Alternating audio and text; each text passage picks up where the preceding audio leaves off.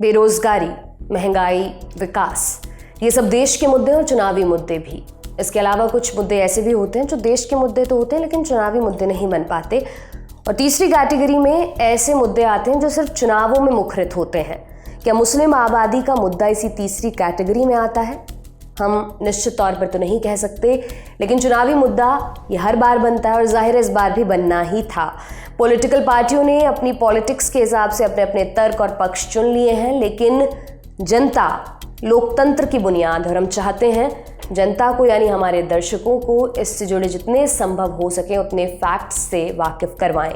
तो आज आसान भाषा में हम आपको बताएंगे भारत में मुस्लिमों की आबादी में पिछले 70 सालों में क्या बदलाव हुए हैं और भारत सरकार और प्राइवेट संस्थानों के सर्वे मुस्लिम आबादी को लेकर क्या कहते हैं।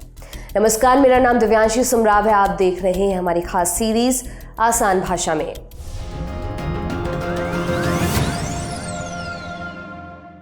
सबसे पहले जानते हैं आबादी की ग्रोथ का कैसे पता चलता है।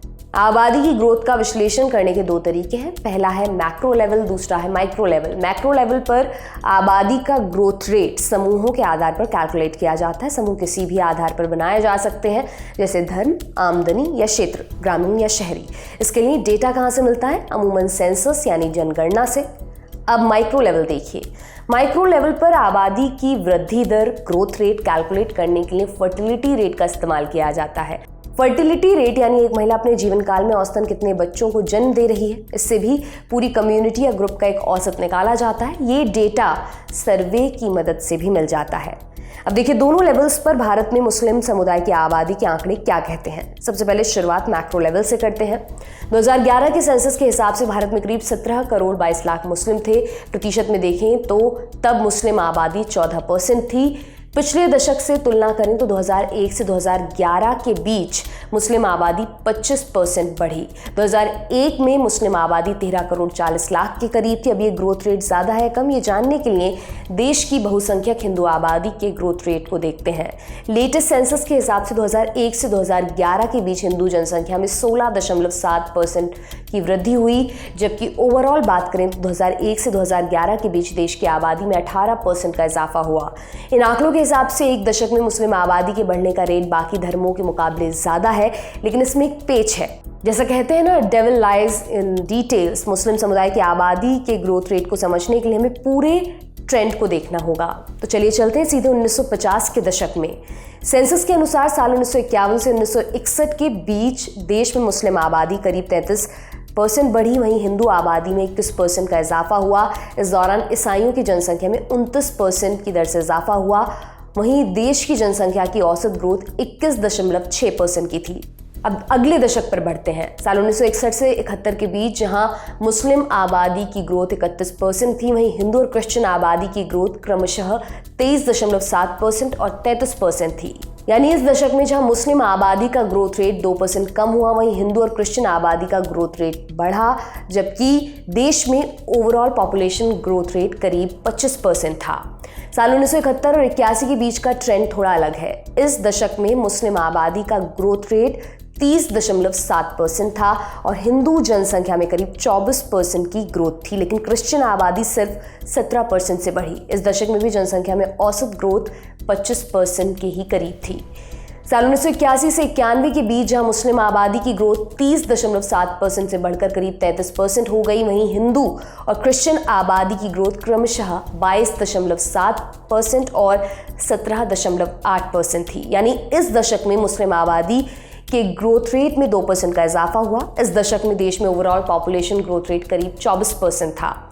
अब अगर बात करें 1991 से लेकर 2001 के बीच की, तब मुस्लिम जनसंख्या की ग्रोथ 29% से ज़्यादा की थी। वहीं हिंदू आबादी की ग्रोथ घटकर 19.9% हो गई। 2001 से 2011 तक की बात हमने पहले ही की है, जब मुस्लिम आबादी का ग्रोथ रेट 25% था।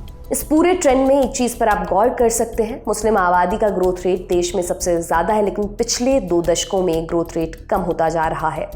अब कुल आबादी के आंकड़ों को भी देख लेते हैं। साल 1951 की बात करें तो देश में हिंदू जनसंख्या करीब 84.1% थी, वहीं मुस्लिम जनसंख्या करीब 10% थी।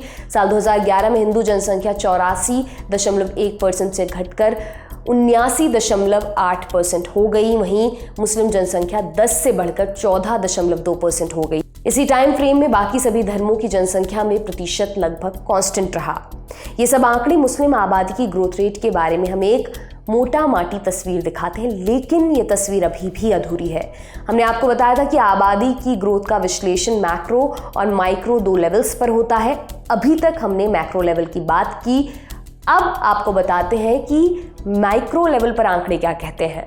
फर्टिलिटी रेट यानी औसतन एक महिला अपने जीवन काल में कितने बच्चों को जन्म देती है। आबादी को कांस्टेंट रखने के लिए फर्टिलिटी रेट 2.1 होना चाहिए, यानी एक महिला अपने प्रजनन की उम्र में 2 बच्चों को जन्म दे, हम 2 और हमारे 2। इसीलिए 2.1 को रिप्लेसमेंट रेट भी कहते हैं और इसे एक अच्छा फर्टिलिटी रेट माना जाता है।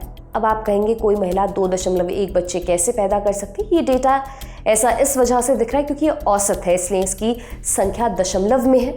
जैसे मान लीजिए किसी ए नाम की महिला के 3 बच्चे हैं और बी नाम की महिला के 4 बच्चे हैं, ऐसे में इन दोनों का औसत तो 3.5 आएगा। औसत से आपको एक अंदाजा मिल जाता है। 2.1 की बात इसलिए की गई क्योंकि कुछ बच्चों का पैदा होने के साथ ही देहांत हो जाता है, तो उस बात को ध्यान में रखकर 2.1 का औसत निकाला गया है। अब डेटा पर वापस आते हैं। इसको भी एक चार्ट की मदद से समझते हैं जिससे तुलना करने में आसानी होगी।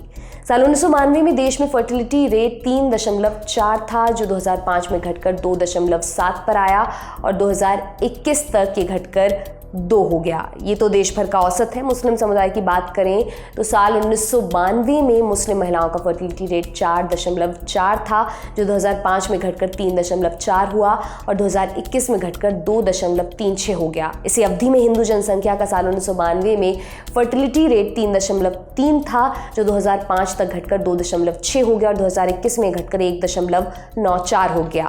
क्रिश्चियन पॉपुलेशन का ट्रेंड भी कुछ ऐसा ही है, ये भी लगातार नेशनल एवरेज से नीचे रहा है। ट्रेंड के हिसाब से देखें तो अभी भी मुस्लिम महिलाओं का फर्टिलिटी रेट देश के एवरेज से ज्यादा है, लेकिन इसमें पिछले कुछ दशकों में काफी कमी आई है। अब सवाल ये कि ऐसा क्यों है।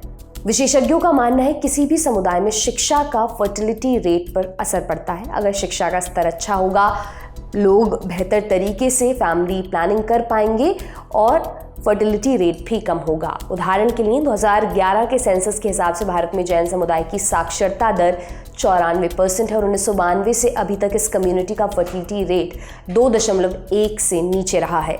हिंदू आबादी की बात करें तो हिंदू आबादी में साक्षरता दर 65% से ज़्यादा है, लेकिन देश में सबसे कम साक्षरता दर मुस्लिम समुदाय में है। करीब 42% मुस्लिम पढ़े लिखे नहीं हैं। इन सभी आंकड़ों से बात साफ जाहिर होती है कि मुस्लिम पॉपुलेशन की ग्रोथ रेट नेशनल एवरेज से ज़्यादा है, यानी मुस्लिम समुदाय में ज़्यादा बच्चे पैदा हो रहे हैं। हालांकि पिछले दशकों के मुकाबले मुस्लिम जनसंख्या की ग्रोथ में कमी आई है। भारत सरकार के 5वें नेशनल फैमिली हाउस होल्ड सर्वे के मुताबिक मुस्लिम आबादी फैमिली प्लानिंग को लेकर काफ़ी सजग हो रही है। बहरहाल आज के एपिसोड में इतना ही। ये तमाम जानकारी आपके लिए लेकर आए थे हमारे साथी आकाश सिंह। जाते जाते एक ज़रूरी सूचना, लल्लन टॉप की चुनाव यात्रा जारी है। अगर आप चाहते हैं हम आपके गांव या शहर में आएँ तो आप बताइए कि क्या है आपकी लोकसभा सीट का नाम और कौन से फैक्टर्स इस सीट को बनाते हैं खास। बताना कहाँ है उसके लिए chunav@lallantop.com पर मेल कीजिए। सब्जेक्ट में मेरी सीट कवर करो लिखना ना भूलें। साथ ही डिस्क्रिप्शन में दिए फॉर्म को भी ज़रूर भर दें। शुक्रिया।